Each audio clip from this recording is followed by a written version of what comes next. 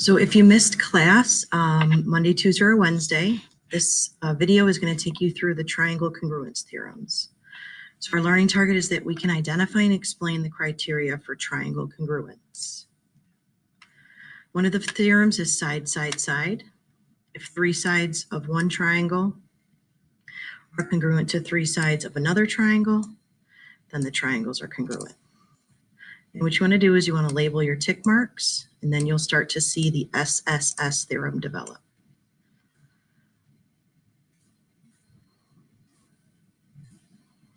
So that is the side, side, side congruence theorem. Next one is the side angle side. So we still have three requirements here. So we have a side.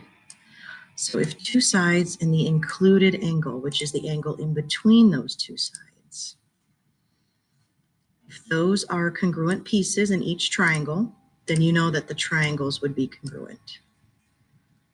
And you could say that the other sides and the other angles were equal. Okay, the angle has to be in between to use the side angle side congruence theorem. Angle side angle, again, three requirements. So we have our side in the middle, and the two angles have to be surrounding that side. This side is called an included side. So we have angle A is congruent to angle D, and then we have angle C is congruent to angle F. Angles are going to be loops, and sides are going to be tick marks. Sometimes you'll have numbers there as well. So again, if two angles in the included side in between the two angles of one triangle are congruent to two angles in the included side in between the two angles of another triangle, then you know those triangles are congruent, the same size. We do have one where the side is not between the two angles. So if our side is sort of off one of the angles, we can still use a theorem. However, this one is called the angle side theorem. So whenever your side is not between the two angles, the triangles are still going to be congruent, but this is called the angle side. And that's also applies to side angle if it were the other side on the left. All right, so if two angles in a non-included side of one triangle are congruent to two angles in a non-included side of another, then you know these triangles are the same size, same angles, same side lengths. And our last one is hypotenuse leg. Now this one doesn't have S's and A's because you'll start to see what happens when this develops. So if a hypotenuse and a leg of one right triangle, so this has to be 90 degrees here. Okay, so that is our 90-degree angle. So you will probably put an A here if you're doing this by yourself. Okay, so that's 90. And then we have our two sides, but those sides have to be a hypotenuse and a leg. The hypotenuse is always across from 90. So you might find yourself putting an S there for side, but more specifically, we want hypotenuse. So that side is the hypotenuse. And then the other side is called a leg. That can go up and down. It can be going the other direction down here. It could be CB or FE. So this other side, you'll find yourself putting that there, and then it's going to spell ASS or SSA. This is not the ASS theorem. That does not exist. Whenever your 90 degrees has a hypotenuse and a leg, we call it the HL theorem. It has to be 90. All right, so let's go through some summary. How many parts of each triangle must be congruent? We saw 3. Which two theorems must have a corresponding part in between? We saw side angle side and angle side angle. Which theorem must use two right triangles? We just did that one, hypotenuse leg. The difference between angle side angle and angle side. Angle side angle, the side has to be between the two angles, sort of touching them back to back to back. And angle side, also known as side angle if you see it that way. A side does not have to be between the two angles. And some of you see that as one of the angles is sort of by itself, sort of alone in the triangle.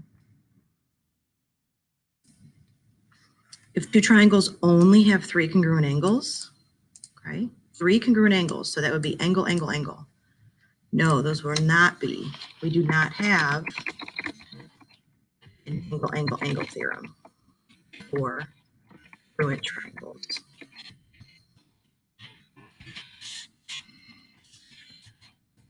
They could be different sizes because we don't know the sides.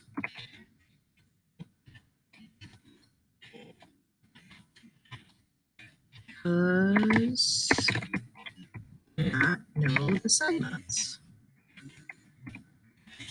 So at least one side length to be able to use any of these theorems. Now you have some practice from 12 through 17. This theorem here, if you label your S's all the way around, one is a side. Some folks like to color as well. Actually, change your color. We have, we'll do purple for this one. Sorry about the, and then the 3 tick mark stands for a third. Oh my. The 3 tick mark stands for a third side, like 7 or something like that. So then we have orange here. So this is the side theorem. Please make sure to label your diagrams. Number 7 is not enough information because this would end up, you would be labeling 3 angles. We just talked about how we do not have that theorem. So that one's not enough information. Again, number 12 was side, side, side. Number 8, if you go through and label, you will see a side that is not between 2 angles. One of the angles is sort of off of the side. So this is angle, angle, side. So angle R is congruent to angle J by the 2 loops. And that is angle S down here is congruent to angle M. If it were angle, side, angle, we would have to have angle T and angle P lining up with that side. So this is angle, angle, side for slide 14. Number 9, slide 15, you will see when you label that this is not enough information. We are going to spell ASS, but we had said that that is not a theorem. Sometimes you might write that for hypotenuse leg, but we do not have a 90 here. So these sides are congruent because of the tick marks. Okay, this is not side angle side because the angle is not touching the other side. For this to be side angle side, we would need the diagonal to be marked congruent, which it is not. And we do not know that these are 90 degrees here. So this is not enough information. It is not HL and it is not side angle side. This would spell SSA or ASS, which is not a theorem. We do not use that. So that's how you would, we call it read the triangle. We don't have those. We have those when they're 90 degrees, which is HL, because your angle is 90. This one is HL here. You'll see that you have an angle. Across from that is a side, which is your hypotenuse. And then we have our 90-degree angle here. And that just so happens to be the hypotenuse because this is 90. So whenever you put an A by a 90-degree angle, you want to look for hypotenuse leg, but it does not have to definitely be hypotenuse leg.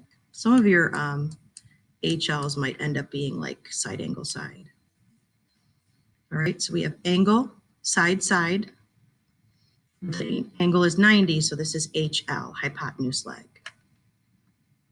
And last one, determine which theorem can be used again. We have a side here, congruent to a side over here. Again, the side spans the entire length. Then we have an angle on the inside, okay? And this is only 2 pieces of information for each. So we only have side and angle on the left and angle inside on the right, okay? You want to label the side that is shared with both triangles. And that is going to be on the inside. That is a side. You want to make sure you do that in a different color. So this side is the same distance, no matter which triangle you're on. So this is going to be side, angle, side. And that completes the notes from Monday and Tuesday.